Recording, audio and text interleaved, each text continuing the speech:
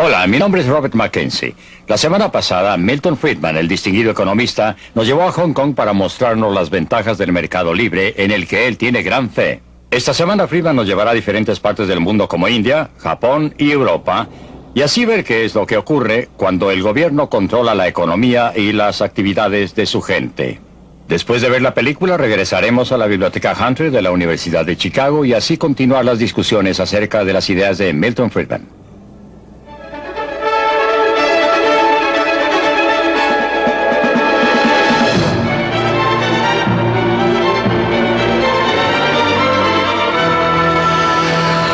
Libre para elegir. Desde el punto de vista de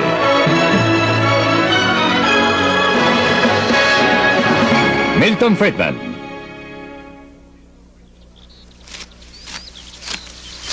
La tiranía del control.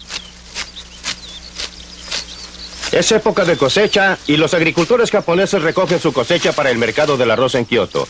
Por supuesto que tratarán de conseguir lo más que puedan por su cosecha y los compradores la tratarán de comprar lo más barato posible. Así se supone que funcionan los mercados. Y eso es lo que Adam Smith, el escocés que convirtió la economía en una ciencia moderna, comentó hace 200 años. También observó algo más.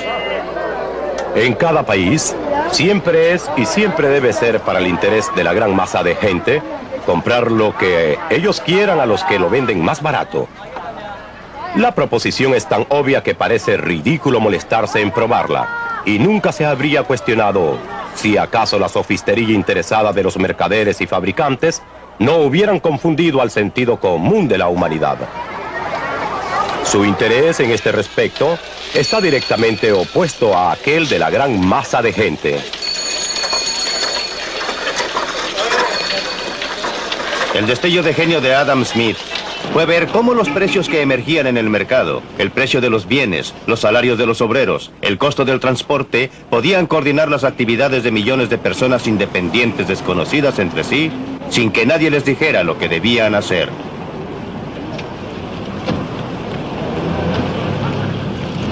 Su idea clave fue que el propio interés podía producir una sociedad ordenada que beneficiaba a todos. Era como si existiera una mano invisible.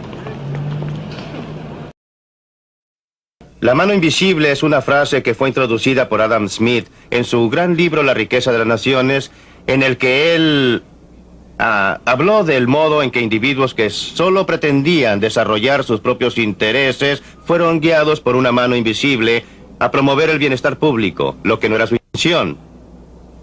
Él hablaba del mercado económico, del mercado en que la gente compra y vende. Y estaba indicando que a fin de que un carnicero o un panadero o un fabricante de velas pueda obtener una renta, tiene que producir algo que alguien quiera comprar y por consiguiente, en el proceso de promover sus propios intereses y preocuparse de sus propias utilidades, terminó sirviendo los intereses de sus clientes. Cuando Adam Smith publicó La riqueza de las naciones, la Gran Bretaña era todavía en general un lugar rural y plácido, pero la revolución industrial ya estaba comenzando y el estándar de vida estaba comenzando a mejorar.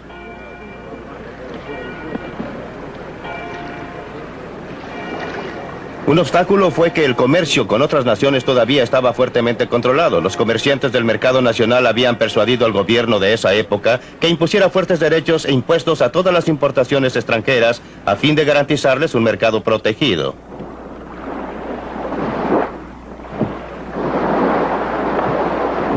Uno de los resultados fue convertir a Gran Bretaña en una nación de violadores de la ley. El contrabando era un pasatiempo nacional.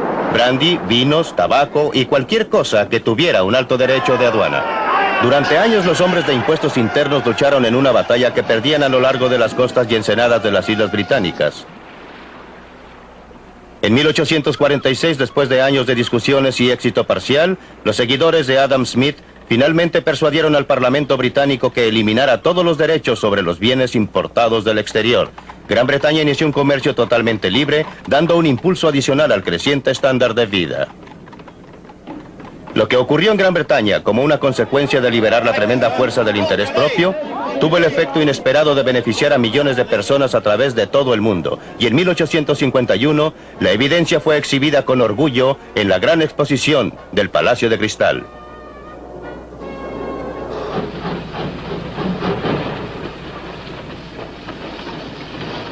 El libre comercio permitió a Gran Bretaña convertirse en el lugar de trabajo del mundo.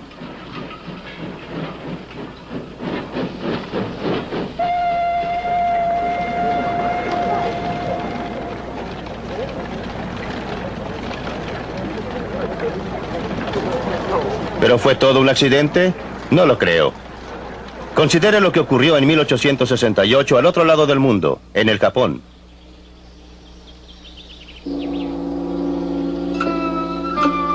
Durante los 300 años precedentes, los japoneses habían vivido en aislación casi completa.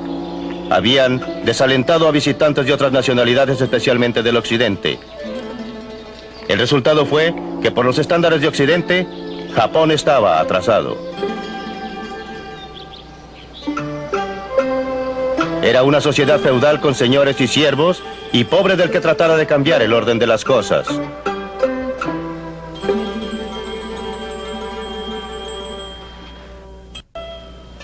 Las mujeres eran ciudadanos de tercera clase. En 1868, una nueva generación de gobernantes decidió que había llegado el momento para que Japón se pusiera en contacto con el mundo exterior. Y con la llegada de los primeros comerciantes extranjeros de Occidente, las cosas comenzaron a cambiar. Los japoneses siguieron las pautas comerciales de los ingleses porque Gran Bretaña era la principal nación del mundo. En esta forma, el comercio libre llegó a Japón. El Japón se convirtió en un imán para las ideas y logros de otras personas. Una de las primeras industrias tradicionales que sintieron el efecto fue la del tejido. De Europa, los japoneses importaron el método Jacquard, una forma de programar un telar para controlar la exactitud del tejido y para estandarizar la producción. Los obreros se adaptaron bien a la nueva atmósfera, lo mismo que sus empleados.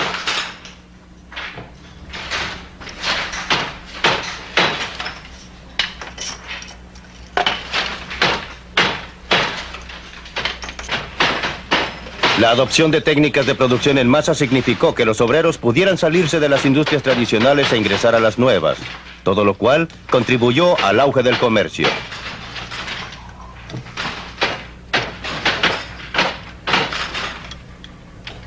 Ninguno de nosotros puede evitar verse afectado por la atmósfera intelectual que respiramos. A mediados del siglo XIX, cuando el Japón terminó con su aislamiento autoimpuesto y entró a la edad moderna, nunca se le ocurrió a sus líderes seguir otro curso que aquel de la libre empresa y mercados libres. Esa era la atmósfera intelectual del momento, creada por el éxito de Gran Bretaña al aplicar los principios de Adam Smith. En 1948, cuando la India logró su independencia, sus líderes habían sido todos educados en Gran Bretaña. Se habían sentado a los pies de Harold Lasky y sus asociados en Oxford y Cambridge. Nunca se les ocurrió seguir cualquier otro curso que la planificación central y el control gubernamental. Era la atmósfera intelectual de la época.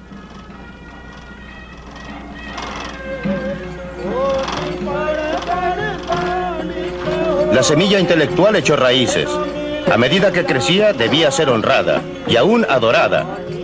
Cada año, en el aniversario del nacimiento de Gandhi, la gente hace eso en toda la India. En homenaje al gran Mahatma, se sientan e hilan. Usan métodos que les han sido transferidos a través de los siglos. Pero es más que un símbolo de honrar al pasado. Tipifica la política que están siguiendo en realidad. En 1948, el nuevo gobierno decidió que la tradicional industria de tejidos de la India y sus trabajadores debían ser protegidos de la industrialización del siglo XX. ¿Cuáles fueron las consecuencias de esa política? Esta es la India de hoy, 30 años después de ganar su independencia. Y estas son escenas en una comunidad hindú muy típica, una de miles. Se llama Anakaputur y está aproximadamente a unas 1000 millas al sur de la capital, Nueva Delhi.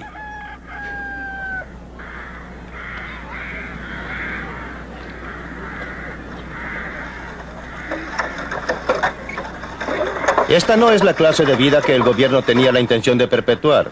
Al subsidiar el algodón, hilado por los aldeanos, y el género que tejen, hacen que sea difícil que se desarrolle la industria moderna.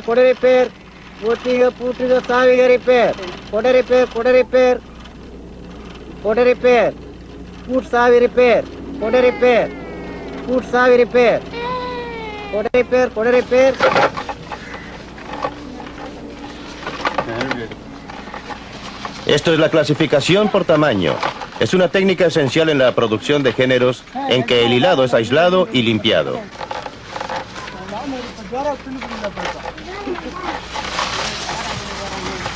Una máquina moderna podría hacer lo mismo en 1/100º del tiempo. El resultado de la planificación gubernamental para modernizar la industria es que el número de telares manuales aproximadamente se duplicó en los primeros 30 años de la independencia de la India. Actualmente, en miles de aldeas a través de la India, el sonido de las manos puede escucharse desde temprano en la mañana hasta tarde en la noche. Solo en esta aldea hay más de 3.000 telares manuales en operación. Desde 1948, 3 generaciones de aldeanos se han sentado en estos telares fabricando telas con diseños que jamás verían, usando métodos que nunca cambian.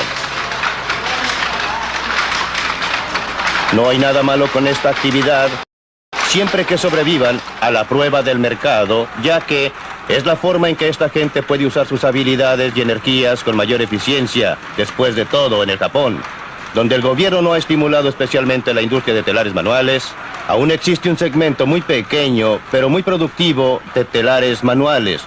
El problema aquí es que esta industria solo existe porque el gobierno la ha subsidiado, la ha apoyado, porque en realidad ha aplicado impuestos directos e indirectos al resto de la población de la India.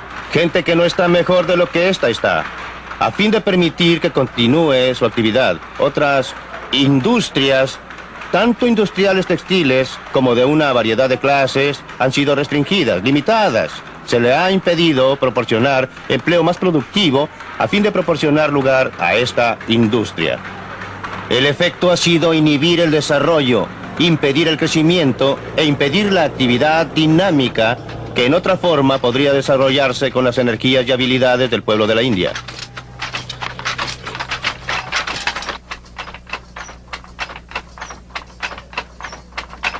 Esto parece una fábrica, pero también es el hogar para la gente que trabaja aquí. Cuando están sentados en sus telares, comen y duermen en un rincón de esta choza.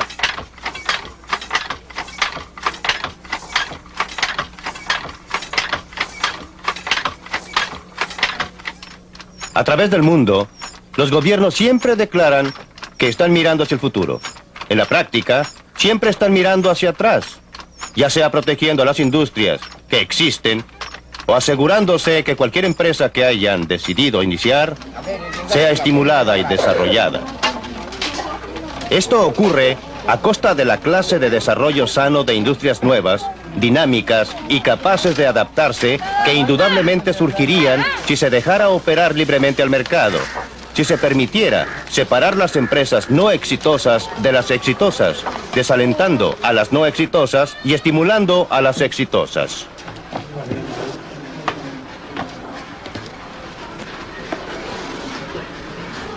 La India tiene un tremendo potencial económico y humano, tanto como Japón tuvo hace un siglo. La tragedia humana es que en la India ese potencial ha sido sofocado por la camisa de fuerza impuesta por un gobierno paternalista que todo lo sabe. La planificación central, en la práctica, ha condenado a las masas de la India a la pobreza y a la miseria.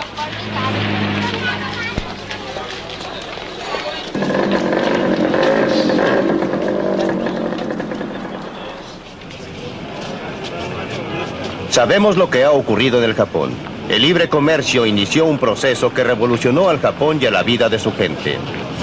Las mejorías en el bienestar material se desarrollaron conjuntamente con la eliminación de la estructura social rígida de hace un siglo. No es un accidente, como siempre.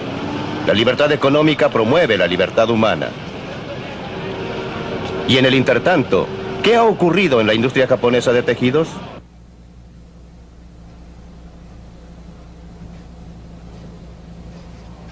Así es como los textiles se originan en un galpón japonés de hilados hoy día. Un diseño del género es colocado en un tambor. A medida que gira, es escudriñado por un ojo eléctrico. Cada color, cada variación en el diseño y textura es transmitido fielmente a un computador.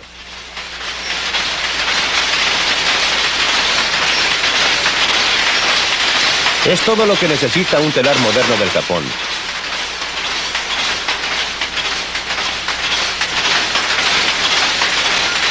Este telar está equipado con artículos electrónicos que lo convierten en uno de los más sofisticados de su clase en el mundo. El género que produce es la mejor seda de su clase. Gracias a la rapidez y eficiencia de estas máquinas, el precio de la seda es competitivo. Los obreros son altamente capacitados y bien pagados. Con la nueva tecnología, hay muy pocas cosas que un telar como este no pueda producir. Esta pieza será el cinto de un traje de novia tradicional.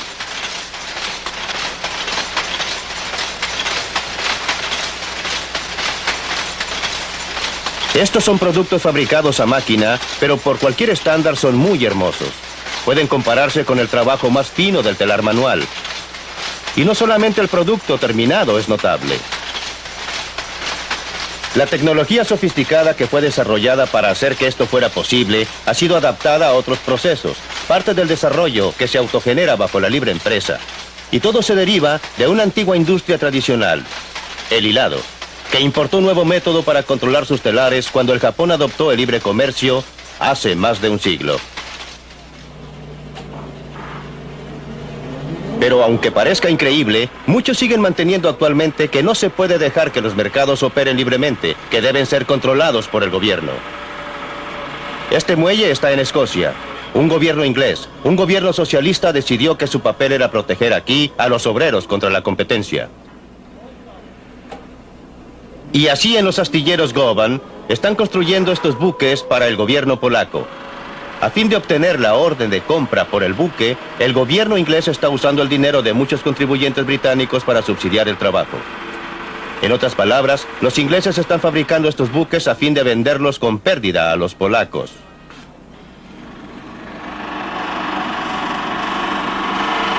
No solo los polacos, sino que también nosotros en América nos beneficiamos con esta clase de filantropía.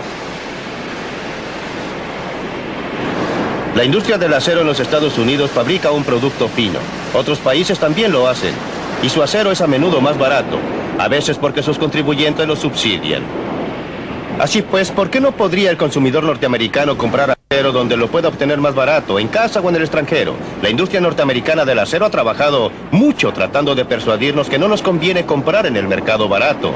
Urgieron al gobierno a restringir lo que ellos llaman competencia desleal, aunque por supuesto que reconocen que esto involucra algunos peligros.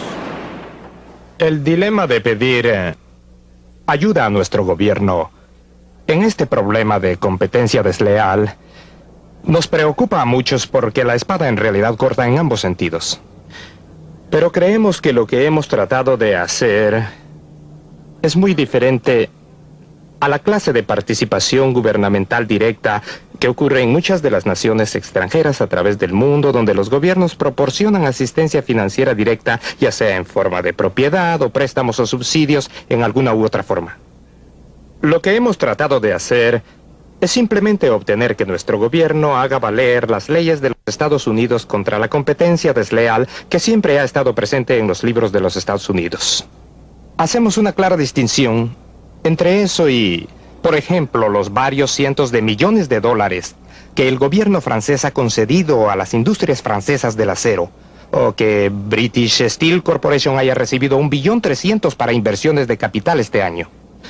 Por eso, mientras nos molesta tener que intervenir con nuestro gobierno en lo que tradicionalmente creemos son prerrogativas de la libre empresa, y lo único que estamos pidiendo es que el gobierno aplique las leyes promulgadas por nuestro Congreso. No estoy muy seguro que en realidad sea muy diferente de pedir a alguien que arreste a alguna persona que cometió un crimen. No creo que se nos pueda acusar de ser reaccionarios si denunciamos a alguien que estaba robando a la policía si fuera una violación de una de las leyes de los Estados Unidos. Creemos que estamos haciendo exactamente lo mismo cuando iniciamos acciones contra productores extranjeros quienes creemos que están violando las leyes de los Estados Unidos.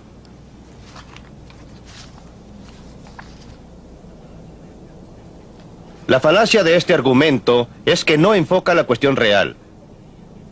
¿Por qué no deben existir leyes que en efecto impidan que usted o yo compremos en el mercado más barato?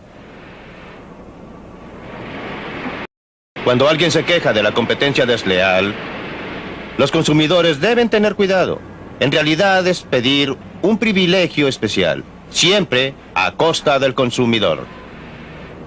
Lo que necesitamos en este país es la competencia libre. Como consumidores que compren en un mercado internacional, mientras más injusta sea la competencia, mejor. Eso significa mejores precios y mejor calidad para nosotros.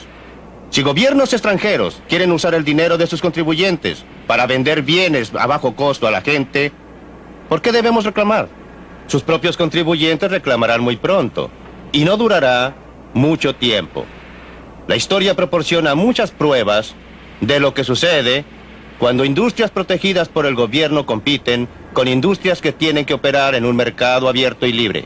Casi siempre, las industrias protegidas por el gobierno pierden el primer lugar. Pregunte a Sir Freddie Laker, el inglés que inició el tráfico aéreo barato a través del Atlántico. ¿Quiénes eran sus principales competidores? Eran todas las líneas aéreas protegidas por el gobierno, financiadas por el gobierno y reguladas por el gobierno también. Le fue muy bien y ganó muchísimo dinero. Y usted y yo hemos obtenido viajes más baratos a través del Atlántico. Nada podría promover la salud a largo plazo de la industria del acero. Nada la convertiría en una industria más eficiente, lucrativa y productiva que si el gobierno de los Estados Unidos sacara sus manos de ahí, sin proporcionarle privilegios especiales ni imponiéndole restricciones especiales. Y lo que es cierto para la industria del acero, lo es para cada otra industria del país.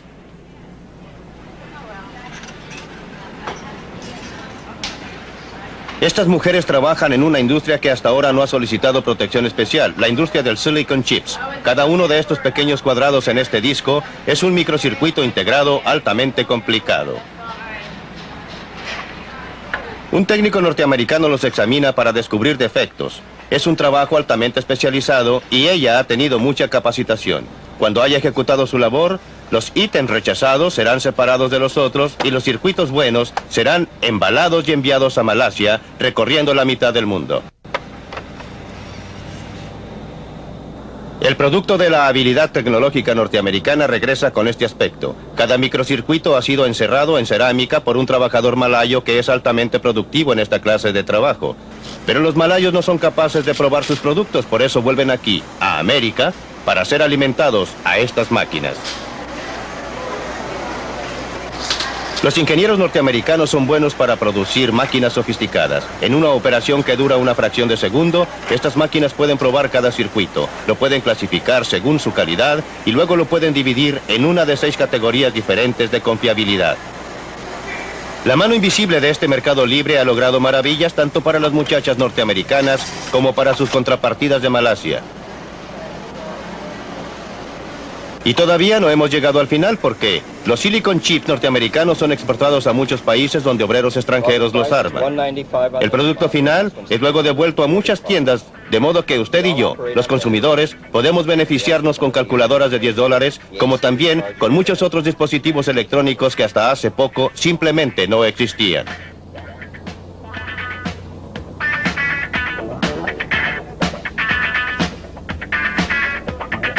Cuando este equipo de alta fidelidad llegó originalmente al mercado, solo los ricos podrían comprarlo.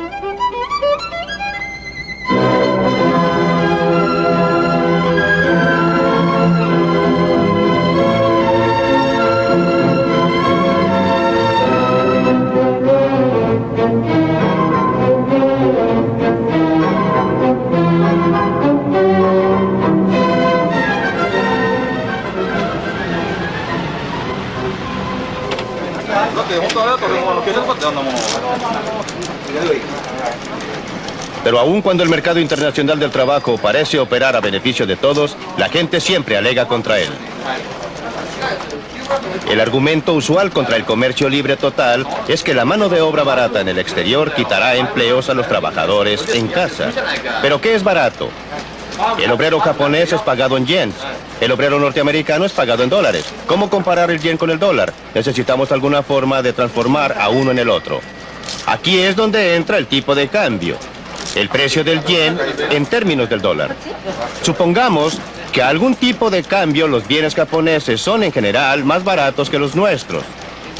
Entonces estaremos comprando mucho más al Japón y vendiéndoles poco. ¿Pero qué harán los japoneses con los dólares extra que ganen? No quieren comprar mercaderías norteamericanas. Se supone que todas estas son caras. Quieren comprar mercaderías japonesas, pero para poder hacerlo necesitan yens. Llegarán llamadas de todas partes del mundo a lugares como este, ofreciendo comprar yens con dólares. Pero habrá más ofertas de comprar yens que de venderlos. A fin de tener clientes, aquellos que ofrecen comprar tendrán que elevar el precio. Subirá el precio del yen en términos de dólares. Como usted recuerda, eso ocurrió en 1977 y 1978. A fines de 1978 se requería un 50% más de dólares para comprar una cantidad de yens que un año antes. ¿Pero qué sucede? Cuando el precio de los yens sube en términos de los dólares. La mano de obra japonesa ya no es tan barata. Los bienes japoneses ya no son tan atractivos para los clientes americanos. Por otra parte, la mano de obra norteamericana ya no es tan cara para los japoneses. Las mercaderías norteamericanas son más atractivas para los japoneses. Les exportaremos más y les importaremos menos. Se crearán nuevos puestos en las industrias de exportación para reemplazar cualquier empleo que podrían haberse perdido en industrias que compiten con las importaciones. Así es como un mercado libre de cambios internacionales equilibra el comercio alrededor del mundo cuando se le permite operar.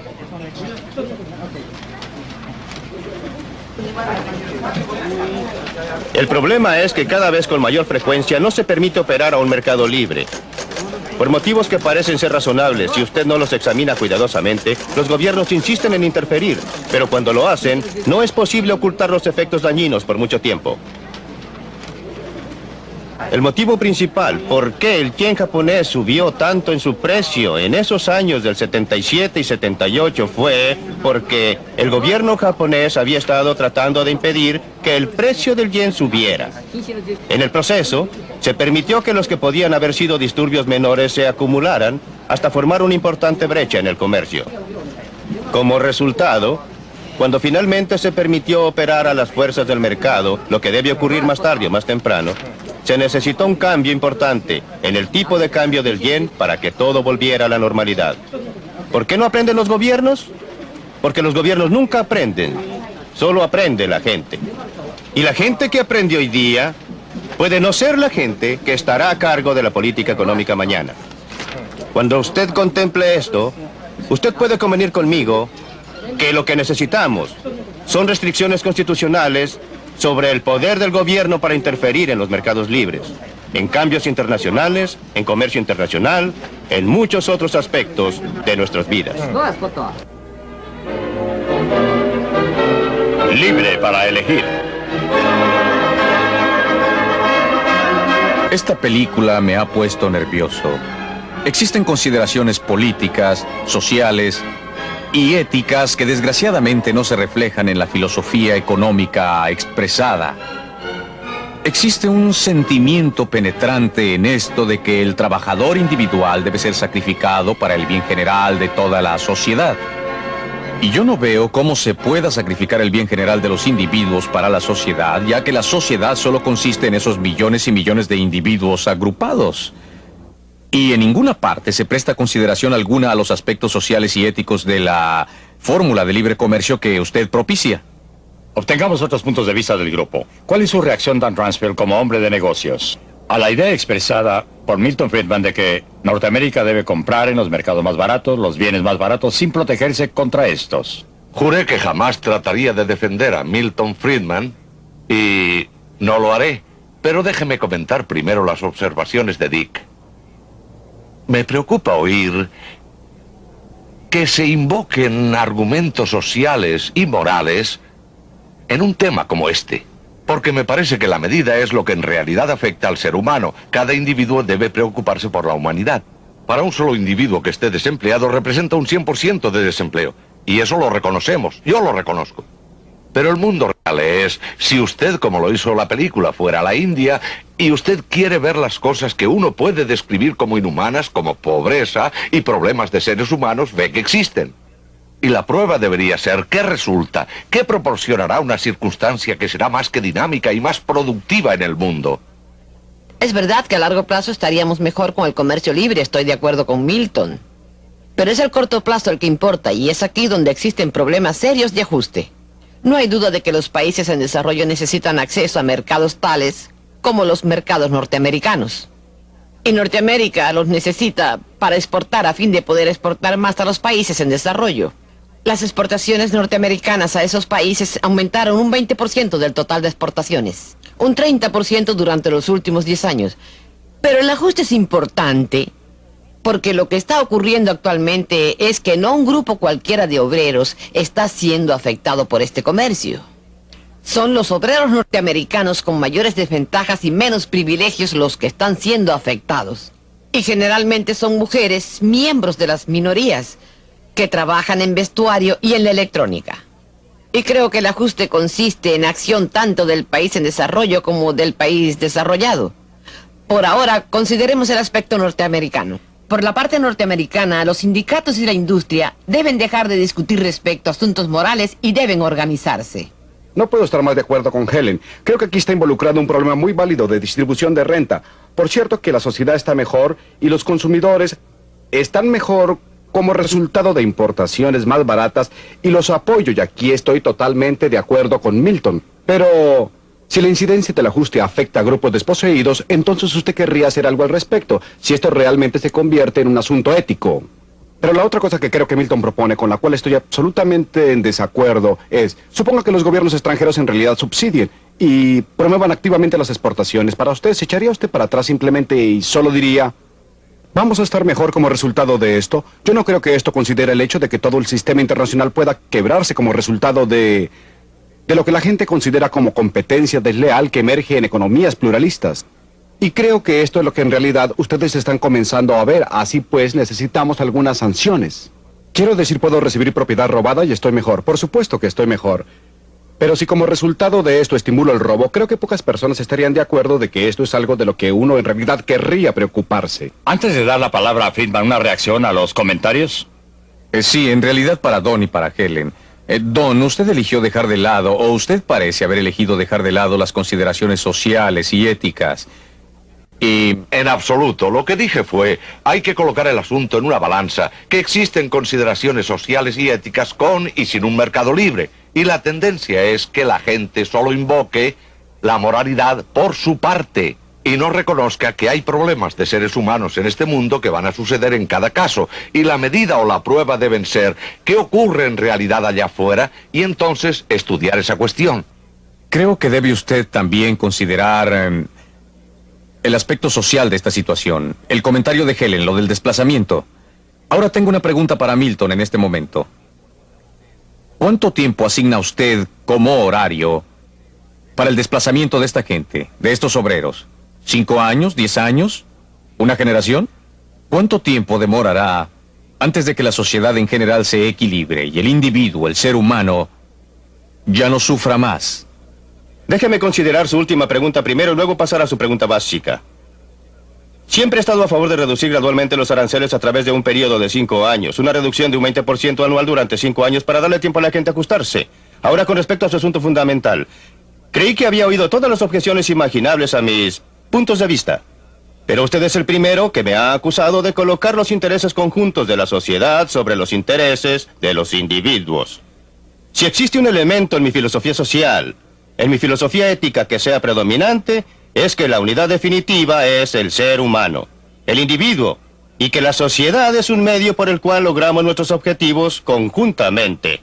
Alegaría que todos los puntos sociales y morales están de parte del libre comercio y que usted, y la gente como usted, que introduce el proteccionismo, es la que está violando asuntos fundamentales, sociales y morales. Dígame, ¿qué sindicato representa a los empleados que fueron desplazados porque los altos aranceles reducen las exportaciones de este país?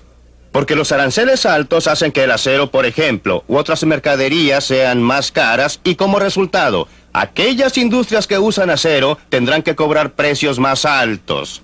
Tendrán menos empleados. Las industrias de exportación se desarrollarían para equilibrar las importaciones. ¿Qué sindicato le representa?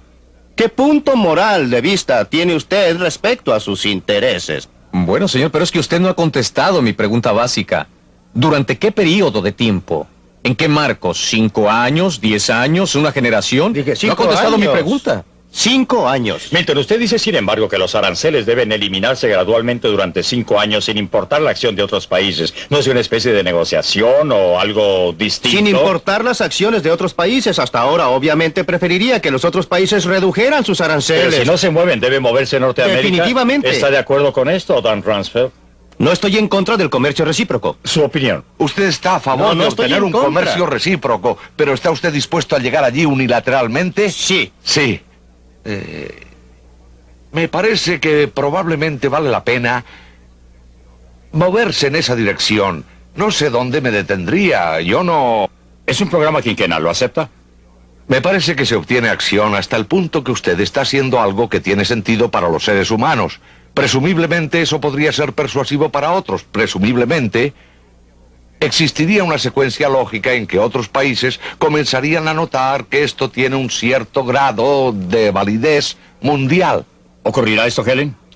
Siempre que usted haga algo por los obreros desplazados en el país en que fueron desplazados, porque si usted no hace nada por ellos, si no adopta alguna acción, que generalmente tiene que ser una acción gubernamental, habrá una reacción tan grande que estaremos de vuelta en los años 30 con la clase de cosas que ocurrieron debido al alto desempleo. Milton, aquí tiene un desafío directo. ¿Qué haría respecto a los trabajadores desplazados? ¿Dejaría que los desempleados fueran absorbidos por otros? Creo que usted tiene que separar y debe separar nítidamente lo que hacemos respecto a gente afligida. ¿Y cómo manejamos el sistema industrial? No creo que deba existir un programa especial para obreros desplazados. Lo que debe existir, y todas las sociedades lo tienen, es algún mecanismo voluntario gubernamental que ayude a la gente afligida. Tenemos otro programa de esta serie que trata exactamente de ese asunto en que me pronuncio, como usted sabe, a favor de un impuesto a la renta negativa como forma de hacerlo, pero creo que es un gran error tratar de relacionarlo directamente con los aranceles. Y el motivo es que mucha gente que está desplazada no tiene problemas. Muchos de ellos tienen buenas alternativas y algunos se benefician de ellas. Por supuesto que habrá algunos que estén afligidos, pero siempre hay gente en situación difícil por toda clase de motivos. En una sociedad dinámica, las demandas están creciendo allá, están creciendo acá. No existe mayor motivo, en mi opinión, para tener un programa especial para aquellos que son desplazados debido a cambios en la oferta y la demanda en el plano internacional que debido a los cambios en el plano nacional. Una reacción rápida. Disculpe, muy pero hay rápida. una cosa que no entiendo. ¿Por qué quiere usted volver a una situación que este país tenía en 1900? ¿Por qué quiere volver a la situación en que unos pocos controlan el destino económico de cada trabajador, hombre y mujer? Es exactamente lo contrario, señor Dixon.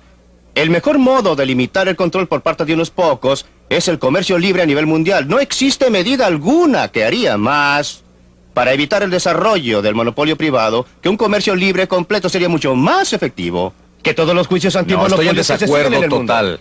Usted terminaría con una situación como en la película Rollerball, en que las corporaciones proyectaban sus esferas de influencia económica a través del mundo y controlaban todo. O sea Usted que todo vio- sería controlado por corporaciones. Usted vio... La vi toda, señor. Perdóneme, usted vio la película de Hong Kong, ¿no es así? Sí, sí, la vi. ¿Dónde están esas corporaciones ahí? Podríamos meternos a ese callejón y tener dificultades para salir. Movámonos a otro gran tema de la película. Es decir, que hablando en términos generales, los países del tercer mundo han cometido un error muy serio al convertirse en economías planificadas de comienzo a fin. Y para usar una frase en el caso de la India, la planificación central ha condenado a las masas de la India a la pobreza y a la miseria. Pues bien, ¿cuál es su reacción? Estoy parcialmente de acuerdo con Milton, pero no estoy de acuerdo con él en muchas cosas. Creo que es cierto que la mano invisible debería verse más en los países pobres que lo que sucede, y me gustaría que el puño de hierro desapareciera. Desgraciadamente, sucede lo contrario. Por otra parte, creo que no puede alegarse que el laissez-faire sea la respuesta, ni que sea una condición suficiente y necesaria para el desarrollo. Déjenme referirme a los ejemplos de Milton. Y ustedes saben, al Japón. El Japón es un ejemplo de primera clase, en realidad donde la mano visible es invisible para todos los que están fuera del Japón. Pero está escrito en la pared en caracteres grandes para los japoneses. El gobierno del Japón, justo desde la restauración importante, se ha interesado muy activamente en el desarrollo del país. Ha restaurado la tecnología y las importaciones. Aún hoy, el gobierno y las empresas tienen una fuerte relación simbiótica. Creo que es justamente... Altamente paternalista. Y la industria es altamente paternalista. No creo que sea un ejemplo válido de todo lo que pienso que era la injerencia del programa de Milton. Hagamos participar a Helen Hughes en este tema. Ha cometido un error desastroso el tercer mundo al adoptar casi unánimemente economías planificadas en vez del mercado libre. Bueno, en primer lugar, no ha adoptado casi unánimemente economías planificadas. En forma abrumadora. Ni siquiera en forma abrumadora. Quiero decir, la India es un gran país. Pero la mayoría de los países en desarrollo no están planificados centralmente. Tienen alguna clase de planificación. Y, en segundo lugar, algunos de los países que han tenido más éxito han tenido intervención gubernamental. Los mejores ejemplos son Taiwán, Corea, Brasil, Singapur y aún en Hong Kong, que a menudo es indicado como un ejemplo de falta de intervención gubernamental, aunque esto no es cierto. El gobierno de Hong Kong ha proporcionado la infraestructura, ha proporcionado los caminos, puertos y escuelas, y ha sido muy importante. Pero cuando vamos a un país como Malawi o Papua Nueva Guinea, la intervención gubernamental no puede faltar. No hay nada allí, no existen empresarios, y los empresarios norteamericanos no se interesan por lugares tan pequeños. No estoy a favor de ninguna intervención gubernamental, nunca lo he estado. Indiqué en la película que lo que el gobierno hizo en Hong Kong fue muy importante. La cuestión es qué clase de intervención. Y en los estados que usted ha descrito, en los lugares que usted ha descrito donde ha habido éxito, la intervención gubernamental ha sido de un tipo bastante especial. Ha proporcionado infraestructura. No ha tratado de determinar las perspectivas de la producción industrial, las áreas que debe cubrir la industria, exactamente cuál es la distribución. No ha aplicado la planificación central. Eso no es verdad en Corea. Quiero decir, usted se equivoca porque en Corea el gobierno en realidad, Pero creo es yo... Taiwán. Es bastante cierto en Taiwán, pero no en Corea, que ha crecido más rápido que ningún otro país. Las exportaciones coreanas han estado determinadas en gran medida por la intervención gubernamental directa. Creo que su argumento es ¿qué clase de intervención gubernamental? ¿Para qué? ¿Y cuáles son las comparaciones entre la intervención gubernamental y el mercado libre? Estos son los asuntos pertinentes. ¿Cuál es el papel del gobierno con relación a la economía de mercado? ¿Cómo cree usted que está funcionando Don Rumsfeld? ¿Quiere usted ver al gobierno, supongamos, haciendo valer la competencia al atacar a los monopolios, las prácticas restrictivas y todo el resto de la sociedad? No cabe duda que no lo hacen bien. No pueden manejar. Pero significa Considere esto los que no deben controles de hacerlo en salarios y absoluto o precios hacerlo en los Estados mejor. Unidos de Norteamérica. He estado involucrado y no lo digo con mucho orgullo. El mundo real es, no me importan las buenas intenciones, no me importa la inteligencia, no me importa la integridad. El hecho real es que no son hábiles para manejar los salarios de cada norteamericano, que alcanzan a 215 millones. No lo pueden hacer bien, eso lo hacen mal. Y el peso de esto es dañino.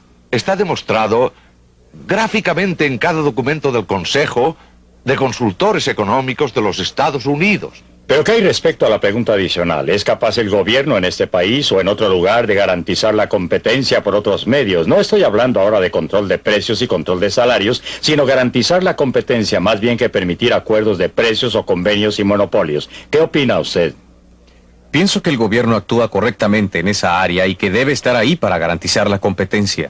El gobierno no es suficientemente listo. Considere la ley antimonopolios. Usted habla de un parche. La implementación de reglamentos antimonopolios en los Estados Unidos entre el Ministerio de Justicia y la Comisión Federal de Comercio es un desastre de parches. No tiene ninguna lógica. La gente no sabe qué hacer. Ellos no pueden obtener respuestas. Se les prohíben las fusiones y consolidaciones que serían muy sensatas desde el punto de vista del consumidor. Y tendrían más sentido desde el punto de vista de las corporaciones multinacionales, ¿no es así? Creo que uno de los puntos que usted está aprobando es que es muy difícil para el gobierno intervenir en un país muy grande como la India o los Estados Unidos. Pero compare la intervención gubernamental en algunos de los países pequeños y homogéneos de Europa y Singapur. Y creo que es muy importante. Suiza tiene mucha intervención gubernamental. Suecia, Dinamarca, Noruega son solo 4 de los países con mayor renta en el mundo. Ellos tienen intervención para tratar de proteger el funcionamiento del sistema del mercado y hacerlo más eficiente. Milton tiene absolutamente la razón de que si usted está hablando de planificación central, esta ha sido desastrosa. Definitivamente, en términos de haber establecido cuotas industriales, creo que no existe ninguna duda en la mente de cualquier persona que haya estudiado el problema. Durante los últimos 20 Pues años, antes en la India también, sin se advirtió duda. al respecto, ¿no es así? No con respecto a la planificación centralizada, ¿no? Claro que no, la planificación centralizada. Está bien, también estuve ahí como consultor. Sí, al respecto estoy al lado de Los Ángeles. Por una serie de años. Se supone que soy amigo de Milton, lo cual es algo desastroso. Dar consejos es una cosa, que sean aceptados es diferente. Estoy muy de acuerdo con lo que dijo Helen Hughes, que mientras más homogéneo sea el país, menos daño hará el gobierno al intervenir. No creo que haga un bien positivo, simplemente creo que hace menos daño. Pero con relación a los antimonopolios... Sí. Estoy a favor de las leyes que hacen que los acuerdos y restricciones del comercio sean ilegales. ¿Sí? La mayoría del resto del aparato antimonopolio ha promovido los monopolios en vez de impedirlos. Si usted observa dónde existen elementos monopólicos en el mundo y en los Estados Unidos, incluyendo las multinacionales que usted quiere mencionar, en casi todos los casos, ese monopolio se originó por una concesión especial del gobierno. Y por consiguiente, el problema no es cómo promueve la competencia el gobierno, sino cómo se impide al gobierno establecer monopolios. Ese es el problema real si usted mira al mundo real y no al prólogo o la redacción de las medidas antimonopólicas y leyes similares. ¿Qué cerca está usted a lo que Dixon estaba diciendo hace un momento en esta área? Pareciera estar discutiendo con usted que existe responsabilidad de hacer que opere la competencia. La responsabilidad consiste en establecer un marco de leyes y disposiciones bajo las cuales florecerá la competencia. Inevitablemente florecerá, quiere decir...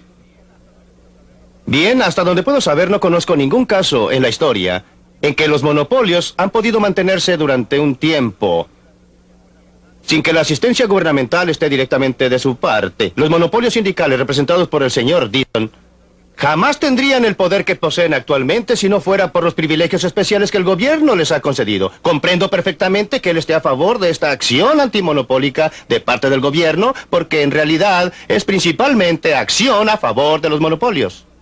¿Por qué se concedieron a los sindicatos exenciones respecto a las leyes antimonopolio? Debido al poder político de los sindicatos, por supuesto. No lo estoy cuestionando. Debido al tremendo desequilibrio de poder de las compañías en la época en que se estaban iniciando los sindicatos, señor. Hay una idea final cerca del término de su libreto que me gustaría considerar porque me pareció sumamente provocativa. Usted habló de la necesidad de restricciones constitucionales a los gobiernos para impedir que interfirieran en los mercados libres de cambios internacionales y en el comercio exterior. Pues bien, ¿qué tenía usted en mente, Milton, cuando dijo restricciones constitucionales? Yo lo que tengo en mente es si puedo persuadir al público, me gustaría que éste adoptara una enmienda constitucional estrictamente paralela a la prohibición constitucional del texto de la Constitución contra el gobierno central. Lo siento, contra gobiernos estatales que imponen aranceles o derechos de aduana. Me gustaría tener una enmienda constitucional que expresara: el Congreso no impondrá ningún impuesto sobre las importaciones ni concederá ningún subsidio a las exportaciones, excepto aquellas que puedan ser necesarias. Creo que la redacción de la Constitución es que los estados están autorizados para hacerlo si es necesario para inspección. Esa es la excusa que usa California para inspeccionarlo cada vez que uno pasa en auto para ver si lleva cualquier planta, fruta o verdura. Milton, déjeme hacerle una pregunta. ¿Cuánto tiempo cree usted que sobrevivirían los Estados Unidos si promulgaran lo que usted quiere? Creo que los Estados Unidos prosperarían en una forma que es difícil de imaginar hoy día. Sería un ejemplo y guía para el resto del mundo. ¿Qué sentido tiene aquí cuando supuestamente somos los líderes del mundo? Somos los que promueven la libertad y la libre empresa y la iniciativa individual. ¿Y qué hacemos? Forzamos al débil y pequeño Hong Kong a imponer límites, restricciones a sus exportaciones bajo aranceles, a fin de proteger nuestros obreros textiles. Vamos al Japón y le decimos: por Dios, tienen que limitar el número de televisores que producen. En vez de hacerlo, deberíamos estar dando un ejemplo al mundo, y si damos al mundo un ejemplo similar al que dio la Gran Bretaña al mundo en el siglo XIX, sería tremendo. Tendría un impacto tremendo, fortalecería nuestra posición moral en el mundo, fortalecería nuestra posición ética en el mundo. En vez de dar dinero a los países subdesarrollados para producir productos que luego nos negamos a comprar y no les dejamos exportar a nosotros, estaríamos diciendo al resto del mundo: Si usted produce algo y si usted puede producir algo y tener un mercado aquí, venga, estaremos encantados de comprarlo y produciremos cosas que ustedes puedan comprar. Esa es la clase de esquema que me gustaría que los Estados Unidos establecieran. ¿Están de acuerdo sus socios con eso? Jamás, es un... Jamás es una palabra larga, señor. Sí, tiene razón. Y usted debe saber Y uno distinguir nunca debe entre- decir jamás. No, los funcionarios de su sindicato no lo aceptarían. No estoy mis seguro socios respecto a sus mis socios tampoco lo aceptarían. No puedo concebir que los Estados Unidos se establezcan como una meta para el resto del mundo. No es una meta. No existiría absolutamente nada que exigiera o obligara a cualquier otro país a promulgar cualquier convenio recíproco relativo a aranceles. Cierto. Y hasta el momento en que logren efectuar dumping en los Estados Unidos, y uso dumping en el sentido más amplio de la palabra, respecto a cualquier y todos los productos, ya sea subsidiado por el gobierno, por un gobierno extranjero, ya sea puesto allí debido a las instalaciones de fabricación de una corporación multinacional en un país extranjero, hasta que hayan logrado dejarnos absolutamente secos. ¿Drenándonos qué? Todos los bienes, señor. ¿Cómo? ¿Qué Bueno. harían con los dólares que obtengan? Pues lo comprarían todo, como lo están haciendo ahora. Si compraran totalmente. Las mejores tierras te labrarán. Claro, ampliemos esto. Claro, sí. Respecto a este mismo argumento, un argumento de enmienda constitucional, nuestro amigo sindical nos ha informado que él no lo puede vender y no va a hacerlo. ¿Lo compraría el comercio? Oh, no, ellos, hablando... Hablando de vender... No estoy diciendo si lo aceptaría, no, el comercio ayudaría. No, cuando yo no hablo como un hombre de negocio, sino como un ex empleado gubernamental, cuando se presentaban proposiciones similares a esta, pues una de las cosas que la gente observa es que el gobierno, los comerciantes y trabajadores llegan al unísono diciendo ¡horror, horrores! ¡Está cayendo el cielo! Existen intereses comunes y la gente se acostumbra a lo que existe. Se ponen terriblemente conservadoras, saben operar el sistema en su forma actual, especialmente los grandes sindicatos y las grandes empresas. Y están muy satisfechas con esto. Pueden manejarlo bastante bien y cada vez que usted trata de aclarar cualquier clase de reglamento o restricción o intrusión del gobierno, filosóficamente lo apoyan, pero en el mundo práctico no quieren que usted cambie el ejercicio. Ya saben cómo manejar esto. ¿Para qué cambiarlo entonces y hacerlo más complicado? No, creo que usted obtendría una reacción como la que obtuvo de la compañía siderúrgica en televisión. ¿Y cuál sería la reacción internacional, según usted como economista internacional, suponiendo que Milton obtuviera su enmienda constitucional que tendría ese efecto?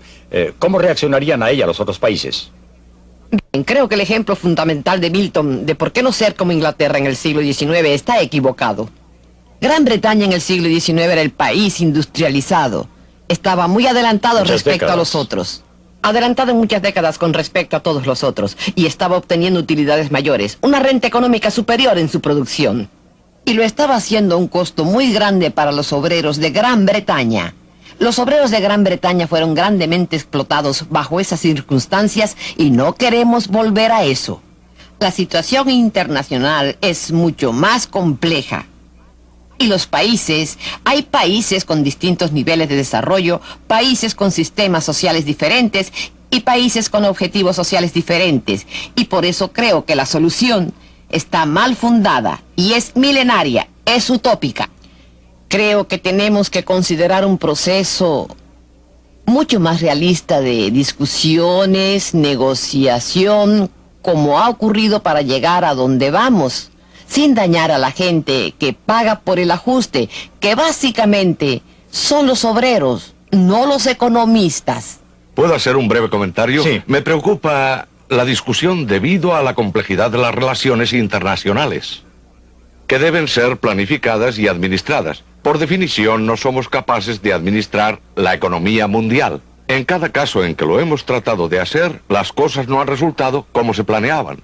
Ni por un momento me disculpo por ser milenario, porque creo que a menos que sepamos a dónde nos queremos dirigir, los tímidos pasos que demos en esa dirección irán en dirección equivocada. Para ir en dirección correcta, debemos tener un objetivo, pero quiero estar seguro de registrar una muy fuerte objeción a la declaración hecha por Helen Hughes respecto a Inglaterra del siglo XIX.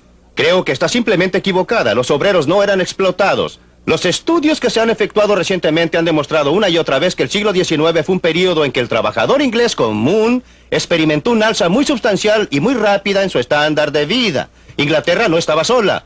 Japón tuvo un comercio totalmente libre durante 30 años hasta la restauración importante. Japón no lo ha tenido en años recientes. Japón no es un ejemplo que yo citaría en los años más recientes, pero en sus primeros años, un comercio completamente libre. Por eso no creo que Inglaterra estuviera sola. Respecto a sus políticas. A sus posibilidades, no es políticamente factible. ¿Por qué? Porque es solo para el interés general y no beneficia a nadie en particular. Cada uno de nosotros, fundamentalmente, se preocupa más de su papel como productor de un producto que como consumidor de 1001 productos. Los beneficios de un arancel son visibles. Mr. Dixon puede ver que sus obreros están protegidos. El daño causado por un arancel es invisible, se expande ampliamente. Hay gente que no tiene trabajo debido al arancel, pero no saben que no tienen empleos. Nadie los puede organizar. Todos los consumidores están pagando un poquito más por esto o aquello. No se dan cuenta que la razón por la que están pagando es debido al arancel. ¿Los hombres de negocios? Nunca he estado ni estoy a favor de los negocios. Estoy a favor de la libre empresa, que es una cosa muy distinta. Y la razón por qué estoy a favor de la libre empresa... No me indique con el dedo al decir eso. No pretendía señalarlo, Don. Señalo a la comunidad de negocios porque usted es una excepción.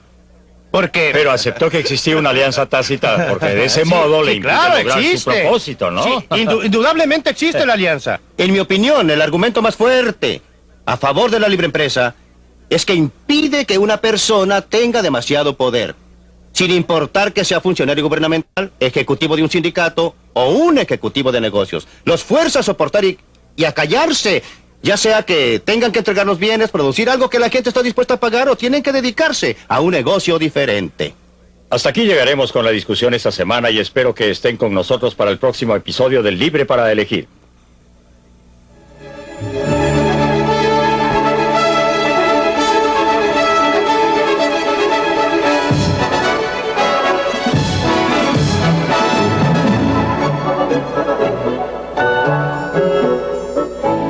Hace 50 años la peor depresión económica cambió el curso de la historia. Tendría que haber pasado o pudo haber sido evitada. Por primera vez en televisión, Milton Friedman nos da sus opiniones acerca de estos desesperados días que dieron una nueva ruta al mundo. Eso será la próxima semana en Libre para Elegir. No se lo pierda. Libre para Elegir.